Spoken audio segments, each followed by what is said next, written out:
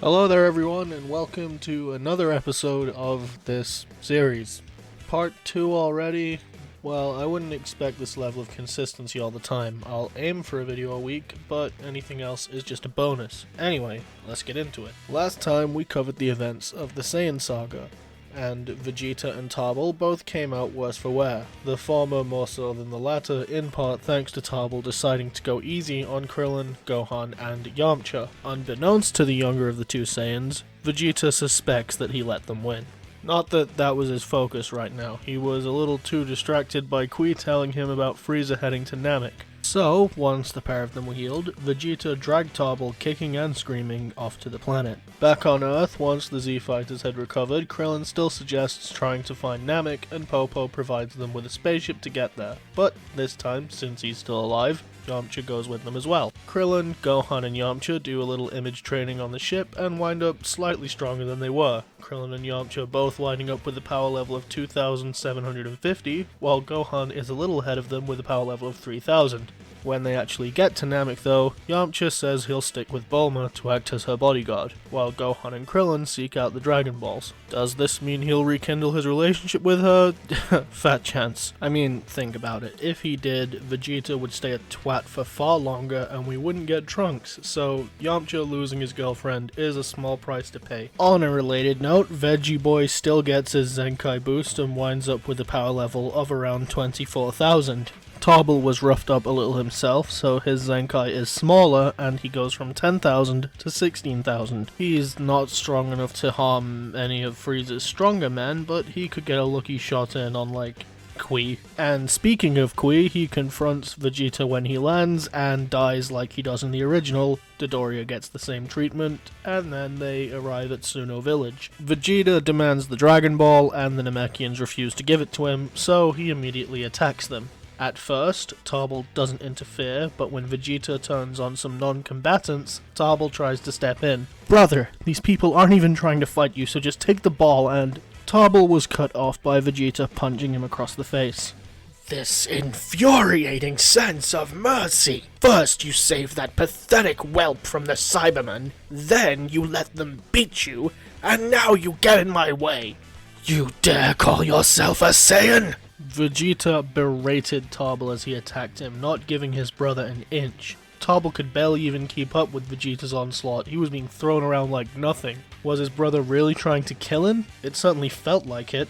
Tarble fired a ki blast at the ground to kick up some dust before using the momentary distraction to retreat. When the dust cleared, Vegeta couldn't see Tarble anymore, but he didn't care to go after him. He hid the Dragon Ball before setting off. Tarble didn't get far from the village before collapsing from the pain. The last thing he saw before slipping from consciousness was two Namekian survivors. Vegeta would come to regret just discarding Tarble like that not long after when he found himself up against Zarbon, who turned out to be far out of his league once he transformed, and he was quickly beaten half to death.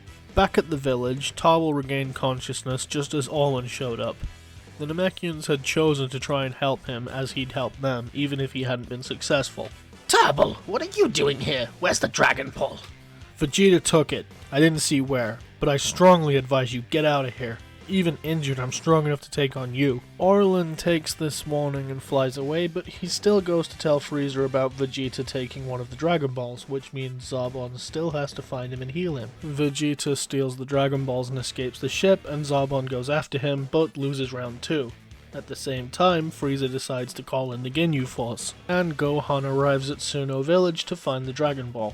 Gohan is understandably skeptical of Tarble, but he does trust him more than Vegeta, so he is a little more inclined to believe him. Well, if you can't go back to Vegeta, why not join up with us? You trust me just like that? No, but we need all the help we can get, and we have a mutual enemy in Frieza. Tarble couldn't really argue with that. That was a pretty well thought out argument for a 5-year-old. Tarble went back with Gohan, but when they ran into Vegeta, he tried to hide. It didn't work, but Vegeta didn't seem to care. I don't have time to waste on you right now. I've got about 5 minutes until Frieza realizes Zarbon is dead and comes after me himself. I'd like to be immortal before that happens. He flew past the two of them without another word, and before long they met up with Bulma, Yamcha, and Krillin. Gohan, why would you bring him here? Well, he and Vegeta had a falling out, so he's with us for now. For now? What kind of guarantee is that? Any help is welcome. Better him than Vegeta. Krillin and Yamcha still weren't sure about this, but they didn't want to argue with Bulma, so reluctantly Krillin told Yamcha, Gohan, and Tarble to follow him back to Guru's tower. All three of them get their potential unlocked, and since Tarble is injured, Guru unlocks Dende's potential a little earlier and has him heal him.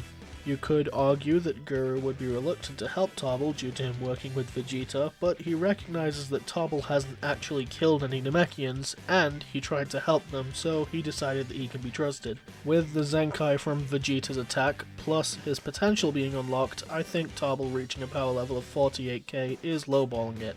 He's surpassed his brother, but he doesn't realize that yet. Speaking of whom, Vegeta arrives at Guru's tower and is about to try his luck against Nail, but they're interrupted when they sense the Ginyu Force approaching Namek, so for now, they call a temporary truce. The group head to where the Dragon Balls are gathered, but Dende stays behind. Before they can do anything with the Dragon Balls, however, the Ginyu Force arrive and Ginyu takes the balls back to Frieza, leaving the other four to deal with the group. Frieza and Ginyu can't make the wish of course, so Frieza goes to try and get answers. Unfortunately, this does mean poor Nail will still have to fight him in a little bit. Guldo tries to fight Gohan, Yamcha, and Krillin, but he doesn't do too well. For one, they were just stronger than him, but worse still, there were three of them, and his psychokinesis could only carry him so far. While running from Krillin and Gohan, he runs into a punch from Yamcha, which knocks him unconscious. And then Vegeta blasts away his unconscious body. Vegeta, there was no need for that! Vegeta ignored Yamcha's protests and focused on fighting Recoome, but like in the original, he proved to be no match for the brute. He got a few good hits in, but nothing good enough to actually take him down. Gohan attempted to help, but was swatted aside with a single vicious kick from Recoome. Just before Recoome could finish the boy off, Tarble rushed in and fought pretty evenly with him, but when it became clear that he might beat him, Jace and Berta both jumped in. He could maybe take them individually, but all three at once, he had no chance. Except of course his tail. He threw Recoome towards Jace and Berta to buy himself a moment, before throwing up a fake moon and transforming into a great ape. Around the same time, Guru sends Dende to help the group, but he's a little whiles away yet. What an ugly transformation! Does he really think that will work on us? What a dummy! It's been a while, boys, but you remember how to deal with these apes, right? I would like to apologise to any and all Australians for that. Despite being much stronger than the three of them put together in this form, Tarble found himself struggling to even get a hold of them. Berta was doing his best to distract them, while Recoome went for his eyes, and whenever he did manage to grab one of them, he was attacked by one of the others. Just when he managed to get a grip on Berta, he felt a stinging pain in his lower back as Recoome took out his tail. Great, there goes our best shot at surviving this. Krillin lamented as Tarble fell out of his great ape form. Pathetic, losing with a power gap like that. Oh, are we just pretending you didn't do the same thing on Earth? Vegeta wouldn't usually let that comment slide, but he was a little too focused on the Ginyu Force to punch Yamcha in the face. So soon after transforming, Tarble was too exhausted to fight back, and the Ginyu Force took turns beating the brakes off of him. Before the Ginyu Force had a chance to finish him, however, they were distracted by a ship landing in the distance. Goku had arrived. Due to Tarble keeping the Ginyu Force occupied, Krillin and Yamcha didn't need the Senzu beans, so Goku gives them to Tarble, Vegeta, and Gohan.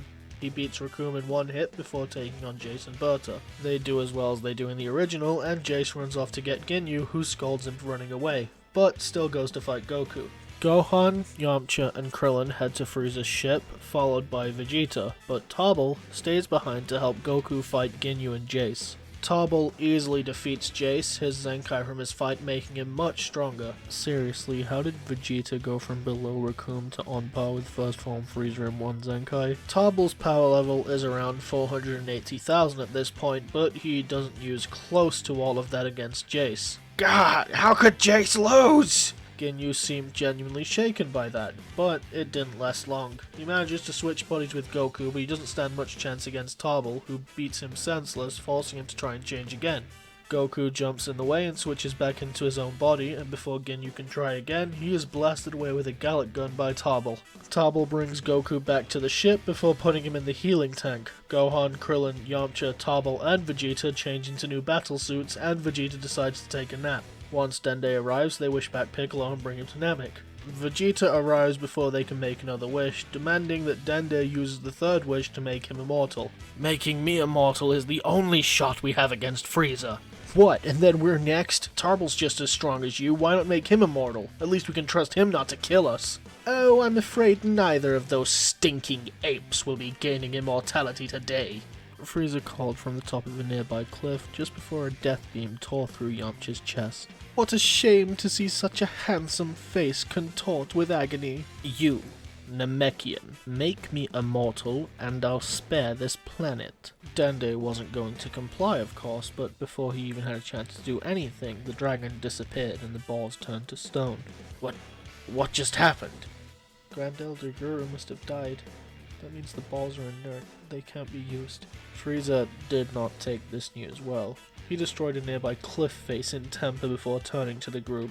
I won't let a single one of you get away. You'll be begging for the release of death once I'm done with you. And that's it for now. Next time will be the fight with Frieza. Tarble and Vegeta are both about as strong as first form Frieza at this point, so they're already better off than they are in the original timeline. But we'll have to see how much that helps them next time.